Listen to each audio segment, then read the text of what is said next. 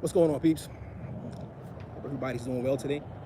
I'm about to leave a friend's funeral, and I hadn't realized this month is Suicide Prevention Month. I had no idea. I didn't know. My wife was the one that was telling me about it, and it's just crazy that experiencing two deaths, two people dying by suicide in my life in this month is just the irony is like overwhelming.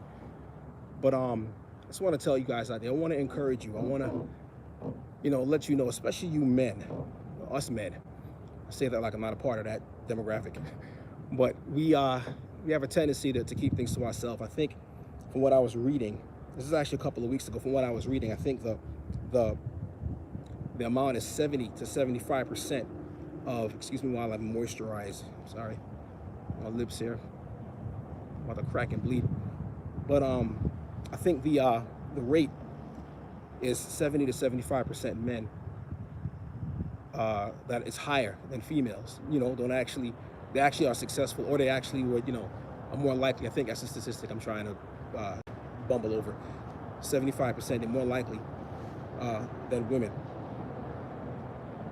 to die, by suicide. And I think that it's incumbent upon us men. We gotta, talk about things, talk about our problems, and get out of the perspective, or try to understand that you're in a perspective.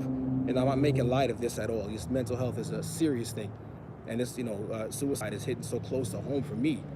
You know, with people that I know, one being a closer friend, and it's hard, But what I'm saying is, when you're in this position, you're like, man, I'm down, I'm depressed, especially with the comorbidity that can happen actually with ADD, ADHD person that is depressed. Those things work hand in hand. And a lot of times we don't talk about things. We don't, we just keep it to ourselves. Hey, what's going on, Jen? How you doing? Yeah, I'm out here. I'm at my friend's funeral. I'm talking about just not being aware. I just think my wife might have mentioned it to me, but I forgot that it's Suicide Prevention Month. And one of the greatest things that we can do to prevent these things is talk about it. I would even say even greater to be aware of it, because there's so many resources. A person that's down, that's depressed, that has tendencies to do these things, they need to know what the resources are, because we only have a perspective of which we have. No one loves me. No one in the world cares about me. The world is better off without me, and that's it. This is why therapists are there. They give you a different perspective, and depending on your perspective, that changes the outcome of the decision that you make. I'm looking here and I'm seeing it. Thank you. Thank you very much. I'm seeing it's breaking my heart. I've never been to a funeral like this, because I've never been to one for a person that died by suicide, but it was bad. I mean, people are just wailing and crying, and for good reason, but people are broken, and they're talking about the pain and the hurt and the loss.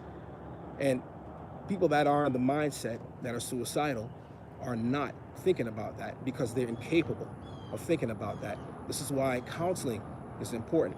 This is why the whole thing behind preventing suicide is education, and knowing what to do in case a situation happens. So I implore you, anybody that's out there. So I don't know why my screen getting dark. Anybody that's out there, please just go out there and get the help that you need. Talk to your friends, talk to people. Even the times that you're feeling good. I heard somebody mention this, and they're saying that, speaking of one of the people that I know that died by suicide, they were saying, oh, guess we never knew the real them. As if the person was pretending. They're not pretending.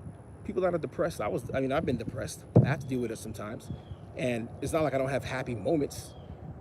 This is the real person. They want it to last. That's why they take pictures and they smile. The smile is genuine. Everything else is real. It's not fake. It's just that they're going through a moment in time. But dealing with this depression is very, very difficult. They want to these moments to last, the happiness to last, and all that stuff. So it's really something. Being here really kind of hit home to me. I knew it happened and I was upset about it, but it's crazy. Yeah, yeah. And he happened to be Jamaican. What were you saying there? Yeah, the black community won't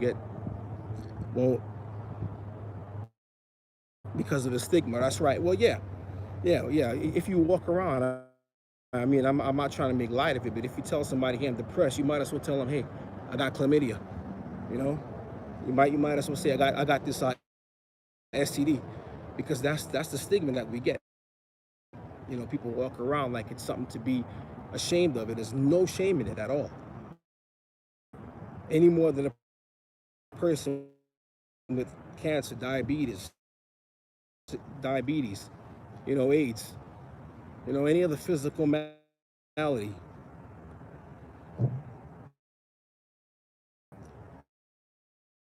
It's very, definitely very